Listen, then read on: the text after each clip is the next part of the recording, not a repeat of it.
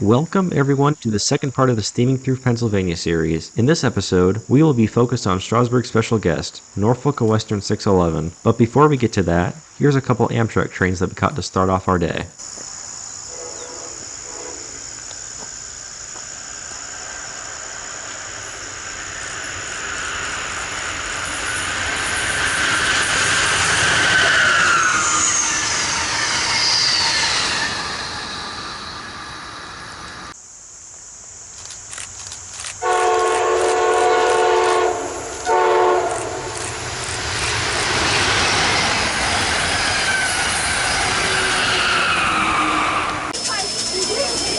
Afterwards, we made our way back to Strasburg to ride the first train of the day pulled by 611, but not after getting the chance to see the massive locomotive up close. You never truly get a sense of how big a locomotive like 611 is until you see it in person.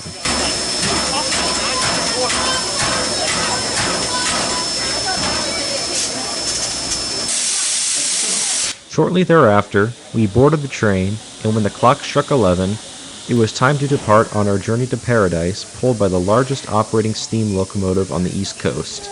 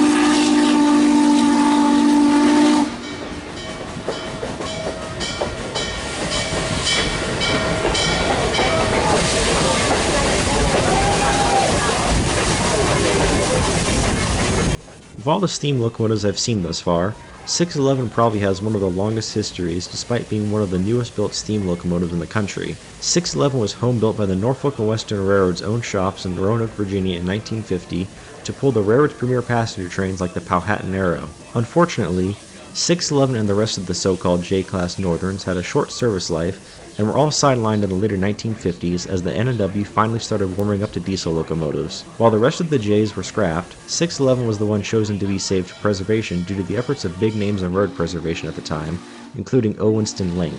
In 1960, N&W 611 was given to the Virginia Museum of Transportation in Roanoke, where it rolled out of the N&W shops a decade prior. About 20 years later, however, 611 would get a second chance at operation when the newly formed Norfolk Southern Railroad started up its steam program. In 1982, after an extensive overhaul of Norfolk Southern's Norris Yard steam shops in Irondale, Alabama, the J-Class was returned to operating condition and enjoyed a long excursion career carrying people across Norfolk Southern's system, including excursions in my home state of Florida.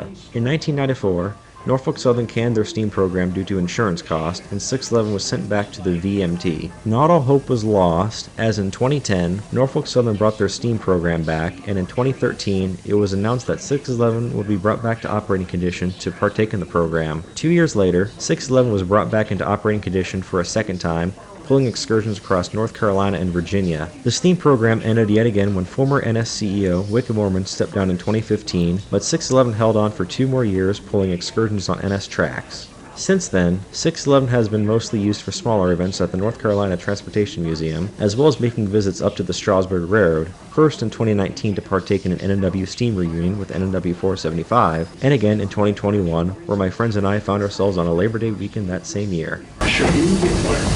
It's a process known as hot slate.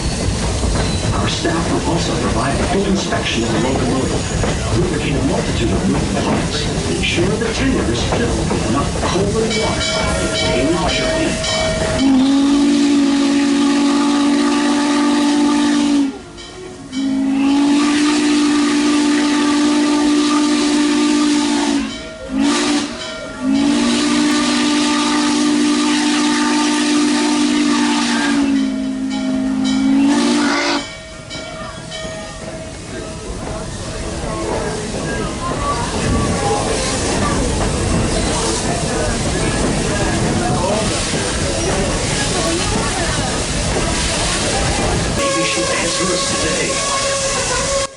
As our train came grinding to a halt, 611 performed the decades-long tradition of communicating with the ghost of Lancaster, Oxford, and Southern No. 6.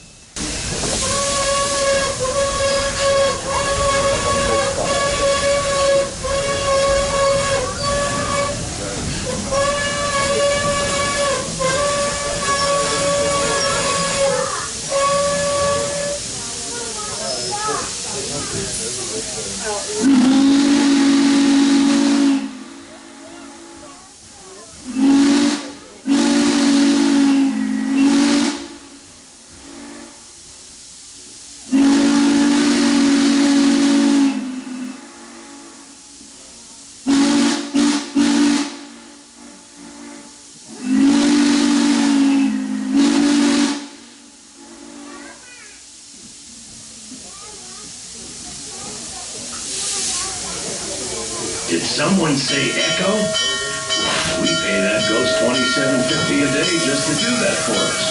That makes her the highest paid employee on our railroad. There's nobody ever seen that ghost, but somebody keeps cashing those paychecks.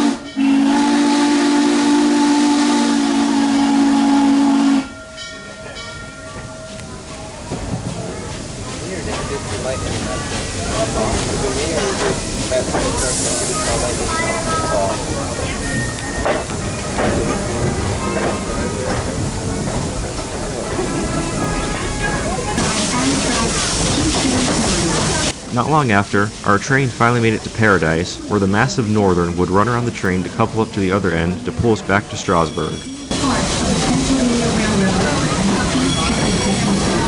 Oh, I'm on your way.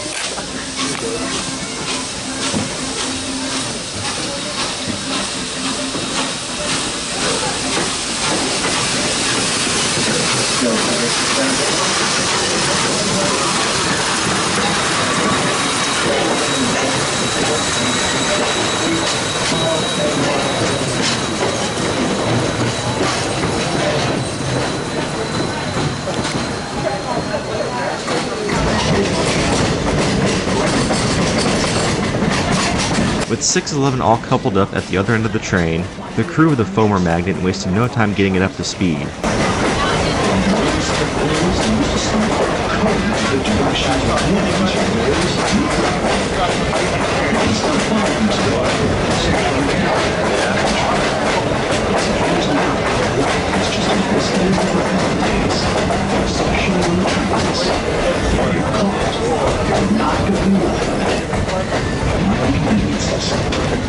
The average Amish farm is about 80 acres in size.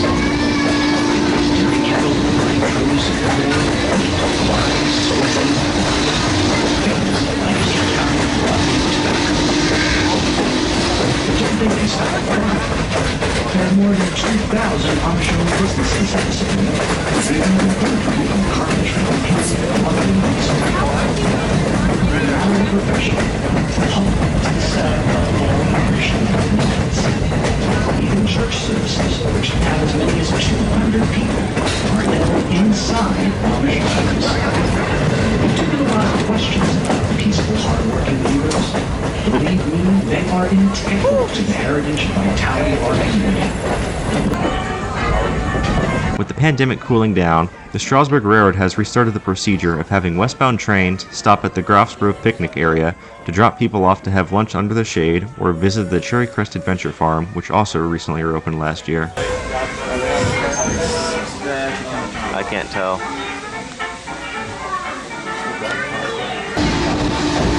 With everyone off who wanted to visit Groff's Grove, we resumed our journey to Strasburg.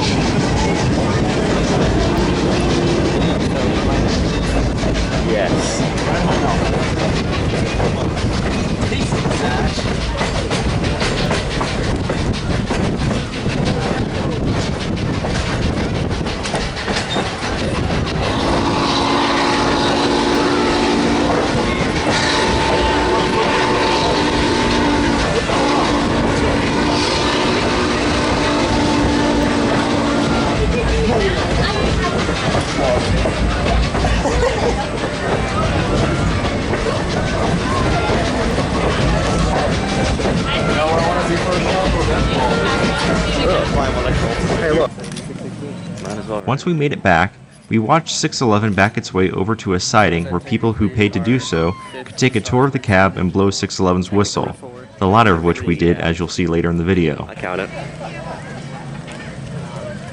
It's also the oldest. Is that little steamer the oldest? Built in 1903.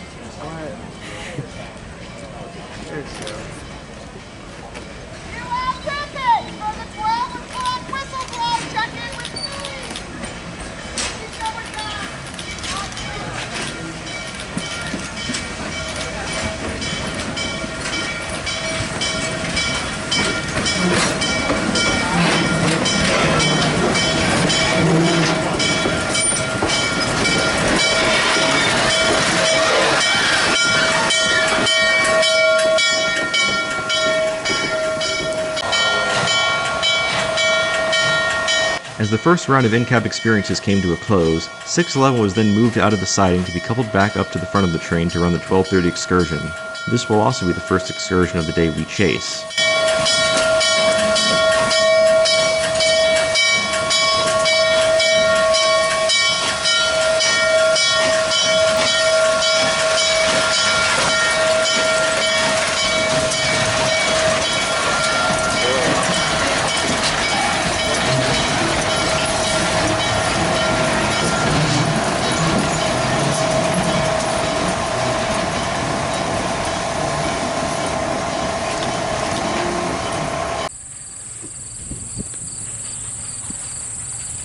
got pictures of that. Our first shot of the chase would be 611 passing by Esmond Shade Road. We wanted to get closer to the crossing, but there were already a half dozen other people there, so we opted for this field shot. Honestly, I think this worked out better for us than getting a regular crossing wedge shot.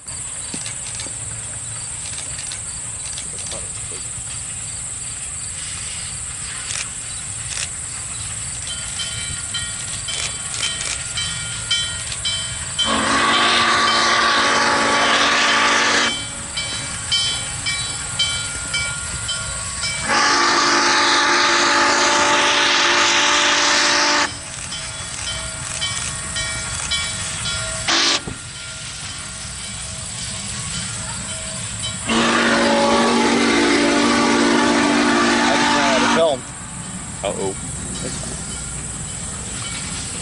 It's rolling it. It's so cool, it's counting down.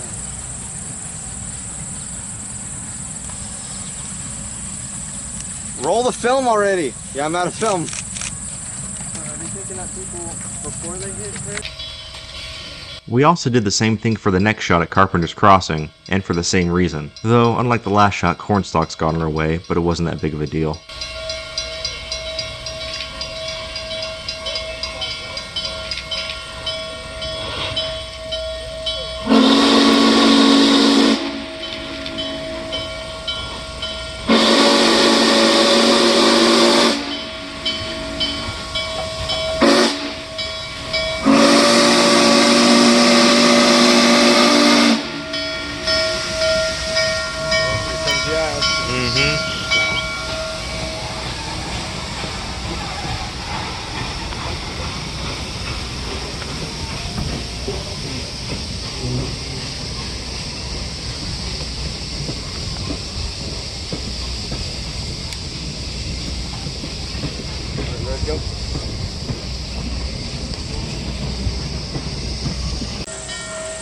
The final shot of our first chase would be seeing 611 departing Groff's Grove. With there being an incline coming out of the depot, 611 put on a hell of a show as it started the final leg of its journey back to Strasburg.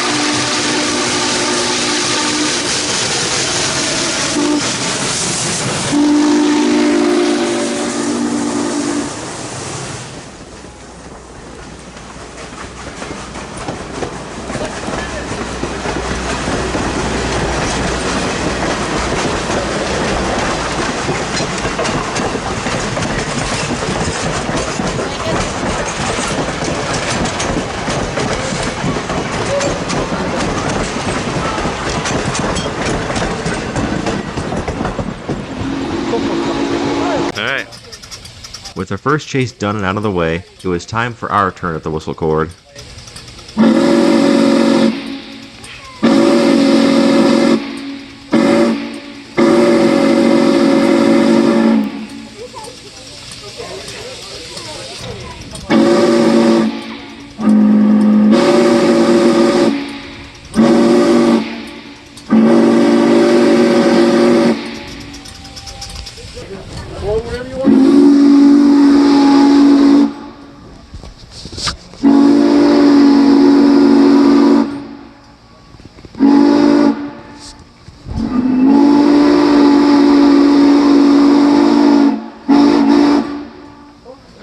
Thank you for coming out. Thank you. Alright, my turn. Yes, sir. You're next.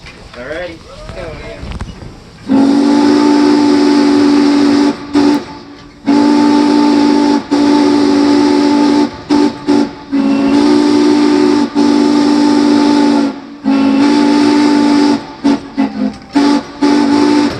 Very good. Thank you, sir. Thank you for coming out. You're welcome. Appreciate it. No problem. Have a nice day. To quote Dr. Emmett Brown in The Nameless Kid from the Polar Express, I've wanted to do that my whole life. After a visit to the Railroad Museum of Pennsylvania just across the road, we came back to Strasburg to see 611 pull into the station with the returning 2 o'clock train in tow.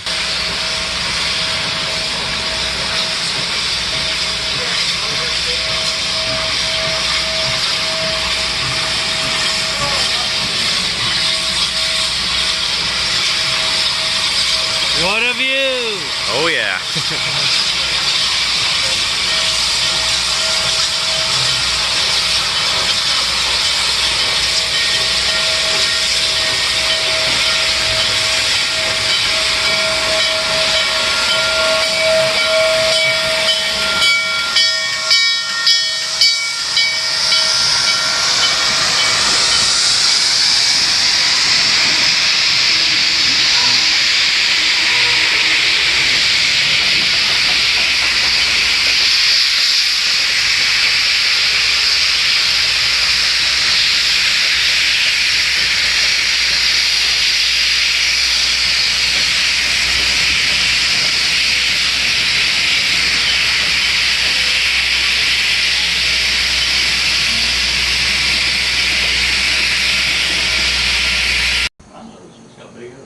For the 3:30 train, we decided to try something new. Right by the Red Caboose Motel is an observatory deck that looks like it was made from an old silo, or made to look like one, that gives people the opportunity to get a bird's eye view of both the train and the surrounding farmland. The climb is a little intense, but the view is worth it.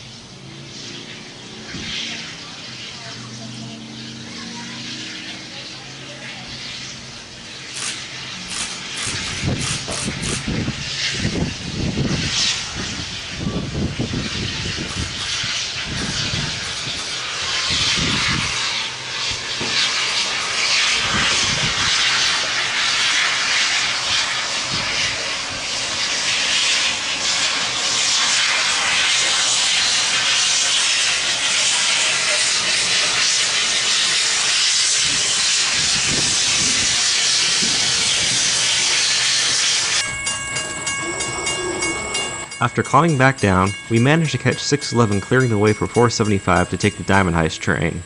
It's not every day you get to see two steam locomotives that came from the same railroad operate side by side, especially given the state of railroad preservation of the 21st century. And then 475 is so I wonder if he's the 7 into the side.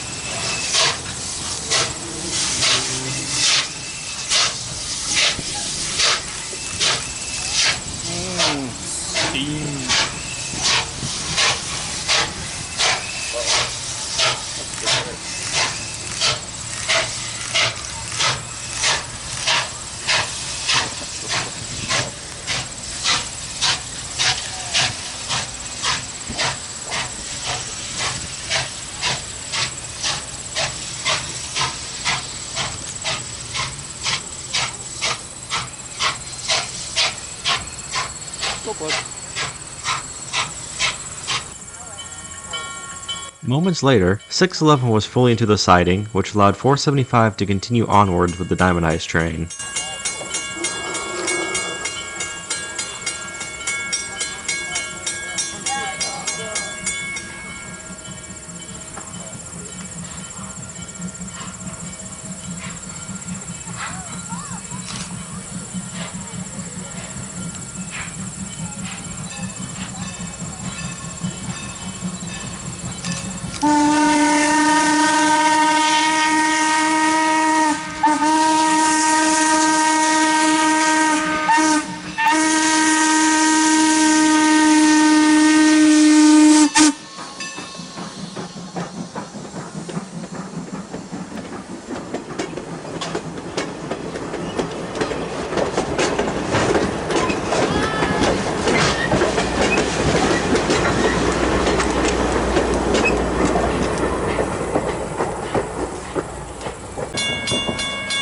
We also stuck around the area to see 475 return with the Diamond Heist train, as we already chased 475 the previous day.